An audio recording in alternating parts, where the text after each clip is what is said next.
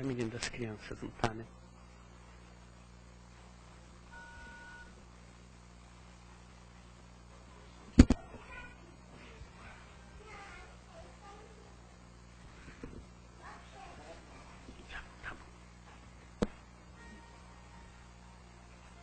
Muito bom dia a todos. Com muita alegria que mais um domingo a gente se encontra para aprender um pouco mais, para discutir também, porque sempre que as palestras são dadas aqui na nossa casa, ela é aberta para todos nós, para que todos participemos juntos, para que a verdade não seja de quem fala, mas compartilhada por quem escuta também. Todos nós bem sabemos que cada um de nós já guarda essa verdade dentro de si. O que a gente faz nesse momento é relembrar, trazer para fora coisas que já estão armazenadas lá, mas que muitas vezes a gente esquece de trazer na prática. A doutrina espírita é isso. Ela nada mais é do que uma releitura de coisas que já estão armazenadas no nosso inconsciente, que vem para fora, para que a gente lembre de executar, de praticar, de seguir adiante e para nos dar força também. Nós temos vários trabalhos aqui na casa. Entre eles, a gente sempre lembra o nosso grupo de apoio para quem tem problemas com qualquer tipo de vício na sua casa, para nos procurar. Nós temos um trabalho sexta-feira, não é um trabalho especializado, obviamente, mas é um trabalho de apoio, em que a pessoa pode ou não estar fazendo alguma coisa, algum tratamento fora daqui, mas a casa aqui, nós temos um encontro nas sextas em que nós damos um apoio para a família e para as pessoas que estão passando por esse período de dificuldade. Temos também palestras abertas nas quintas-feiras, no sábado, a partir das 17 horas também, e palestras nas terças-feiras também. A gente sempre lembra nosso trabalho social, para quem puder colaborar conosco, nós temos uma entrega de cestas, então quem puder, tiver condição de nos ajudar, sempre é bem-vindo, qualquer tipo de colaboração, para a gente poder também colaborar com as pessoas que têm maior necessidade. Sempre vai ter, gente, nós somos num mundo de expiação e prova. Sempre vai haver gente com dificuldade. E o alimento da alma não vai acontecer se não tiver o alimento da carne antes. O corpo precisa se sustentar para que a gente possa, a partir de então, buscar o alimento da alma. É isso que a gente se preocupa também. A gente ensina a pescar, mas também tem que dar o peixe de vez em quando, para que a pessoa possa ter força para pescar em seguida. Então vamos agora nos preparando, entrando em sintonia com o mais alto, pedindo a Deus e aos espíritos aqui presentes, que já harmonizaram o nosso ambiente, para que nos auxiliem no entendimento, e nas condições íntimas para que a gente possa, através do que for ensinado,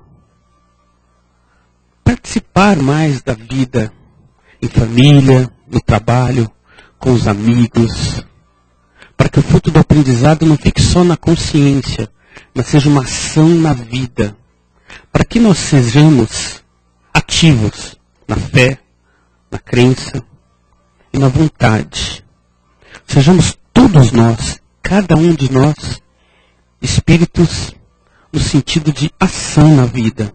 Sermos bons, perdoarmos, andarmos unidos com Deus, com o mais alto, a todo instante. Vamos sempre ter certeza de que Deus está conosco. Nós é que às vezes esquecemos disso. Então vamos nos lembrar sempre de nos manter ligado com o mais alto. Porque enquanto essa ligação se mantém, a nossa vida também se mantém mais serena, mais tranquila, mesmo nos momentos mais difíceis. Pedimos então permissão para iniciar os trabalhos dessa manhã. Que assim seja. Nosso palestrante de hoje é nosso amigo de muito tempo, já o Wagner, que já está aqui presente. Bom dia a todos. Bom dia, é isso aí. Que Jesus nos abençoe, possa irradiar nossos corações e os mentores amigos possam consultar os nossos pensamentos para que essa palestra, essa pequena conversa, essa fagulha de amor, de luz, esse orvalho espiritual adentre ao coração de todos nós.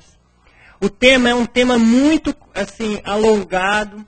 Ele faz parte de um alicerce do Evangelho segundo o Espiritismo, que é justamente o capítulo Bem-aventurados os aflitos. E os itens que serão abordados, que é o 4 e o 5, por si só, ao lermos nas nossas casas, ao revermos esta palestra na internet, nós vamos estar observando quanto ensinamento tem para passar para nós. Quanto dessas coisas nós praticamos às 24 horas do dia. Então, como são abordagens do nosso cotidiano, que fala de alegria, de tristeza, de bonança e de falta. Como fala do muito e fala do pouco. Como fala nesta passagem que a sabedoria com a avareza produz grandes traumas. E a humildade com discernimento e o pouco de comer produz grande sabedoria ao homem. Então tudo nos traz e nos remete uma relatividade. Então como nós estamos falando do relativo, estamos falando de irmão para irmão, de amigo para amigo, de jornada para jornada, de espírito para espírito, nós vamos abordar um tema mais com histórias, de cunho moral. Porque nós vamos falar as fontes e os nossos irmãos, ao rever a palestra, vão consultar e vão ler o que nós temos para passar hoje. E aí vai ser um complemento do que nós estamos falando. A palestra se torna, irmãos, aos amigos, uma grande introdução e um grande convite. Porque se nós ficarmos sentados, simplesmente absorvendo o conhecimento e não realizando, nós vamos ser como grandes dinossauros, né? Pernas fortes e robustas, cabeças enormes, corpo alongado. Mas também podemos dizer que os nossos braços se tornarão atrofiados. Seremos braços raquíticos, braços preguiçosos. Quando nós sabemos que, na verdade, existe o equilíbrio. Tem que ter todo um conjunto, né, de conhecimento, de ação, de coragem, de mudança interior. Vamos lá. Nós vamos ler um poema que fala justamente da ingratidão, né, dos aqueles que padecem da ingratidão. A ingratidão e a injustiça dos homens com relação à sua sorte. Quando falar sua sorte, você entenda a sua sorte. É Jean La Fontaine. Então fala assim: o mercador pelos mares comerciava. Em cada viagem mais rico ficava. Nenhum golfo ou rocha sua paz abalava. Nenhum navio com mercadorias voltava. Outros conheciam a triste advertência, o destino e Netuno tinha sorte e vontade. O destino e Netuno tinham forte vontade. A fortuna o aportava com tranquilidade. Seus servos tinham zelo e tinham habilidade. Vendiam tabaco, açúcar, especiarias, sedas porcelanas, o que mais se queria. A fortuna nenhuma outra igualaria, tinha a chave do ouro, que tudo abriria. Teve milhões em ouro, luxúrias e roupagens. Só em ouro lhe faltava as mensagens. Cães, cavalos, postilhões de carruagem, a fortuna caprichava as homenagens. Um amigo perguntou a origem do esplendor, e ele disse: eu sei a hora certa, sim senhor, de pedir de emprestar, seja lá o que for. Tenho cuidado e talento, sim senhor, e tudo isto ao meu dispor. Seus lucros era tal, alcançava milhões. O que resquício outra bela jogada, mas a afronta acabou malograda. Afronta, a pessoa dele acabou malograda. E prudente penou com a empreitada. O navio velho na chuva naufragou. E outro, o bandido e os piratas levou. O terceiro, até o porto ileso chegou. Mas a mercadoria ninguém comprou. A sorte só dá uma chance, nós sabemos. Reverteu seus servos em ladrões aos remos. O destino o abateu com um golpe e veredanos. Deixou a lição que raramente esqueçamos. O amigo soube a sua dor sem demora. Foi a sorte aí, o mercador chorava. Analise, diz o amigo, e agora? Seja mais sábio com o mundo lá fora. Dou-lhe um conselho saudável. Constitua atribuir o homem sensível. Ao trabalho, a paz e a fortuna amável. Ao destino tudo é desagradável. Pois, cada vez que nós erramos, espantando, não nos conformamos, é sempre assim, ao longo da vida nos queixamos, e o destino ou a sorte culpamos. O bem obtemos por nossa conta, mas o mal nos prende, nos monta. Sempre certos, a verdade desponta, sempre o destino é que apronta. Então veja, depois vocês revendo esse poema com calma, né? Ele fala justamente do sucesso que ele tinha, e ele falava aos quatro ventos que ele era o sábio, que ele era o prudente, que ele era o suprassumo da inteligência do comércio. E ele estava indo com muita agilidade, com muita sabedoria, crescendo fortunas e fortunas, aonde quer que ele parava nas estalagens, naquela época das embarcações. Isso nos fez remeter, né, sobre o tema, sobre o bem-aventurados dos aflitos, né? Porque, veja, continuando aos estudos deste poema, ele nos relata justamente o homem que coloca fé nos bens materiais. O homem que coloca fé no bem tangível, daquilo que ele vê, naquilo que ele possui, que são nossos irmãos, nossos amigos, até materialistas, né? Porque até para ser materialista tem que ser fé, tem que ter fé, né? Então o que nós queremos passar hoje, e lembrando também, logo eu vou falar quem é, né? De um irmão muito sabido por todos nós, né? Principalmente pela Igreja Católica, que chama Camilo de Leles, né? Camilo de Leles era de uma família muito abastada, no século XVI, que é 1520 a 1570, né? E ele tinha grandes posses, famílias de armas, na região portuária da Itália. E ele era muito bonito.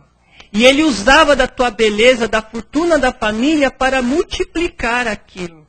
Só que a soberba afligiu aquele homem. E ele começou a usar, né, os pais desencarnando, ele começou a usar toda aquela fortuna, que ele já tinha os bens dele, a família já tinha mais bens. Veja, ele ficou milionário para aquela época, um afortunado. E ele começou a usar todos aqueles bens para esbanjar, com mulheres, com festas, com disparates, comprava e humilhava pessoas, e ele foi pegando e adquirindo dois grandes malefícios, o vício do jogo e o vício da bebida. Em consequência do jogo da bebida, vêm as mulheres. E usurpou toda aquela fortuna. Porque as pessoas sabiam que era ele que vinha jogar naquela semana. Todos os locais se preparavam para extorquir dinheiro dele, para tirar o dinheiro dele. Quanto mais, melhor. E foi usurpando todo aquele bem. Então, toda uma construção de família, armas, status, junto a governos, países, a reinados, foi deteriorando, até ele chegar na miséria. Mas antes dele chegar na miséria, o pouco de dinheiro que ele tinha, lhe deu um malogro, né? Como diz aqui na passagem do poema, ele foi malogrado, né? E diz o quê? Que apareceu uma úlcera no joelho dele. E aquela úlcera foi crescendo. Ele adquiriu doença de pele, né? Chegou quase a ser uma lepra, mas aquela doença começava a sair pus. E aquele pus exalava um cheiro.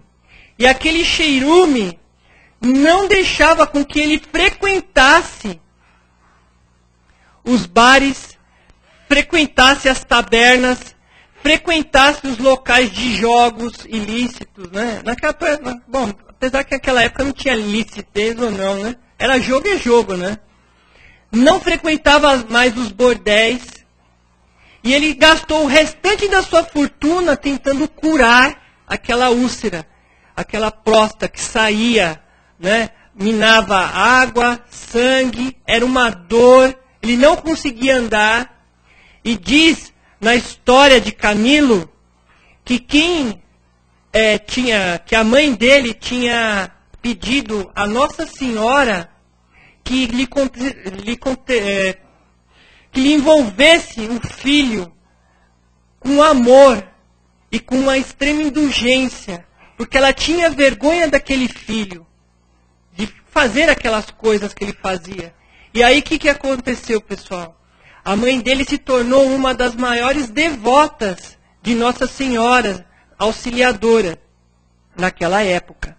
E pedia constantemente para aquela mulher, para aquela Mãe Maria Santíssima, que pudesse cobrir seu filho e fazer com que ele, assim como Paulo de Tarso, descesse as escamas da matéria, as escamas das imperfeições, as escamas daquelas situações com que ele realizava diariamente, constantemente a sua vida, né? E aí eu estou tentando lembrar como é que chama o encontro do Paulo, quando ele encontrou o Ananias, né? Então, ela, mulher, pedia para que Jesus, através de Maria, colocasse Ananias, como se fosse um Ananias, na vida daquele homem, para que ele parasse, para que ele se contesse naquela situação. E veja que não foi que apareceu aquela doença, porque o tema, lembrando, é causa das aflições. E nós estamos colocando aqui a mãe pedindo a espiritualidade que cessasse aquela vida de esbórnia do seu filho. E teve que vir o quê? Pela misericórdia de Deus, uma doença que contesse ele para entrar naquelas localidades.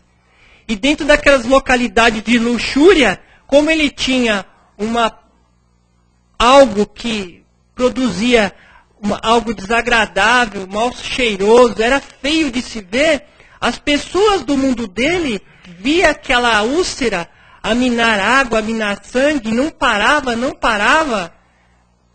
Ele só de pensar que ele ia beber, começava a minar.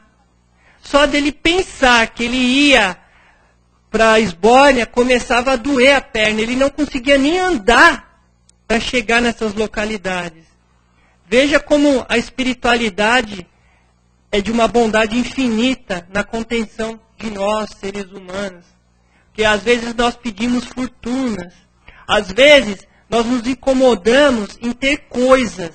Porque meu vizinho tem coisas. E nós vivemos um verniz. E esse verniz é de consumir. De consumir e de consumir. E quando nós vemos, nós estamos consumindo pessoas. Nós estamos explorando, envolvendo pessoas na nossa pseudo-alegria, na nossa pseudo-tristeza. E hoje nossos jovens estão se encantando por formas do corpo, formas de expressar através da roupa algo que é de belo, que é de formoso. Mas esquecemos de falar que são passageiros. Esquecemos de falar que são momentos. Às vezes nós copulamos com as pessoas mentalmente, já vampirizamos, malogramos, queremos mal ao outro, invejamos ao outro, temos ciúmes do outro. Nós aquela forma de possuir coisas, nós queremos possuir pessoas. E esquecemos dos valores do coração.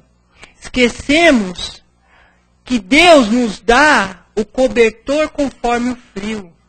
E esquecemos que nós crescemos, assim como o caminho de Leles, né, nessa parábola, assim como La Fontaine, contando essa parábola, né, em poemas, sobre os grandes mercadores que ganhavam tudo e perdia tudo. Veja, o ganhar e perder faz parte da nossa vida. Olhe para os grandes irmãos da espiritualidade. Podemos também citar, apenas citar, não vou falar a história. Santo Agostinho, um esbanjador, né? Ele pode-se dizer que ele é o primeiro alcoólatra que tem da história do cristianismo. Ele era alcoólatra, pessoal. Ele bebia e tinha problemas de cirrose. Veja, um grande sábio hoje. Mas por quê? Porque ele soube, assim como o caminho de Leles, quando ele ficou moribundo, quando ele ficou nas esquinas, as únicas pessoas que conseguiam enxergar ele, porque nós somos assim, nós vemos pessoas debaixo das marquises e passamos ao largo, como aquela parábola do bom samaritano, que o publicano passou de um lado, o fariseu passou do outro, e justamente o samaritano, que era tido como ingrato, uma pessoa do mal, uma pessoa que fazia culto a deuses exteriores, né? Nós somos assim, né? Foi justamente o samaritano que socorreu. Veja, nós estamos pincelando, estamos envolvendo os irmãos no tema de hoje. Bem-aventurados os aflitos. O sábio é aquele que consegue discernir na opulência e na abastança. O prudente é aquele que ora a Deus em tons de agradecimento pela indulgência de Deus ter abençoado ele, por ele ter feito um bom negócio, por ele ter vendido algo, um terreno ou um carro, enfim, algo que te aflija. Mas dentro do seu coração é o que realmente nós temos que saber o que está exalando de dentro do nosso coração. Porque é isso exatamente que a espiritualidade faz. Ele não está preocupado se nós estamos com conflito. Eles estão preocupados com que tipo de sentimento nós estamos proferindo para o próximo. Se estamos abençoando a vida das pessoas. Se nós estamos realmente sinceros na nossa mudança. Porque se você está sincero na tua mudança, que a única mudança que você é capaz de fazer é a tua, e muitas vezes nós praticamos a mudança do outro, nós exigimos que o outro mude. E aí gera as aflições, porque ninguém muda ninguém, meu irmão. Ninguém muda ninguém. A pessoa que muda é aquela que quer mudar. Tá aí os irmãos adictos para dizer bem isso. Porque o que mais tem hoje, que mais é gastado hoje na cidade de São Paulo são milhões e milhões e milhões de dinheiro com recurso para a saúde, para que esses irmãos mudem. E a única mudança, o governo pode dar educação, mas a única mudança que vem é da pessoa para a pessoa mesmo. Ela tem que querer. Tudo bem, nós damos as circunstâncias para que ela faça isso. Mas, no fundo, quantas oportunidades em clínicas de tratamento estão sendo aí, né, postas para que esses irmãos mudem? Veja, quando falo de adicção, clínica de tratamento, nós estamos falando de Camilo de Leles, porque ele teve a clínica dele lá também. Porque ele ficava moribundo na rua, os únicos pares dele que enxergava, que são os pares, são os próprios mendigos. E aí, para não se alongar, que não é a nossa função alongar o tema, mas sim despertar os corações dentro do tema, nós vamos ler, não no Evangelho segundo o Espiritismo, mas nós vamos ler na Bíblia exatamente a passagem que está descrito pela espiritualidade. E nós convidamos aos irmãos a reverem esse tema. E reverem os bem-aventurados os aflitos, capítulo 4, causas atuais das aflições. Atuais, ele está usando a palavra atual, momento. E veja, isso daqui foi escrito, segundo a Revista Espírita, em 1852, meu querido. Então, casos atuais das aflições já tem 120 e poucos anos. E se você ler, é atual mesmo. Porque o que o Kardec escreveu, compilou, organizou, veio junto da espiritualidade maior. Nós só não sabemos o médium que deu a comunicação do item. Mas sabemos que saiu da Bíblia. E sabemos que essa espiritualidade que está aqui é atemporal.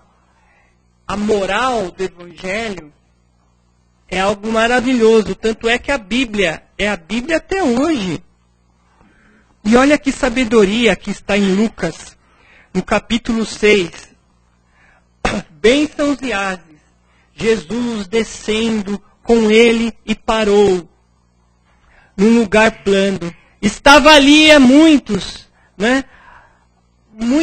Estavam ali seus discípulos e muitos moribundos, muitos necessitados, muitos leprosos, que diz aqui o tema, que diz também a respeito de Camilo de Leles. Porque esses trechos aqui de Lucas foi o que consolou esse homem e foi o que curou esse homem. Porque ele se apropriou das palavras. Assim como nós estamos hoje convidando a vocês, lá no seu íntimo, lá no seu quarto, num canto reservado, leia, se esclareça, peça com humildade. Senhor, conceda-nos a serenidade de suportar as coisas que eu não possa mudar, coragem para mudar aquelas que eu possa, e sabedoria para discernir umas das outras. Decore isso. E faça isso na sua casa. Mas não faça externadamente. Não procure pessoas para que vejam que você está lendo, que você está estudando. Não. Está fazendo errado. No seu íntimo, Jesus vai adentrar o seu íntimo, como está adentrando o íntimo de nós agora nessa palestra. Aos irmãos internautas que vão acessar continuadamente esse tema nos seus lares. Abençoa o seu lar quando vê esse vídeo. Abençoa a sua dificuldade. Pois foi isso que Camilo de Leles fez. Quando ele acordou, tirou os véus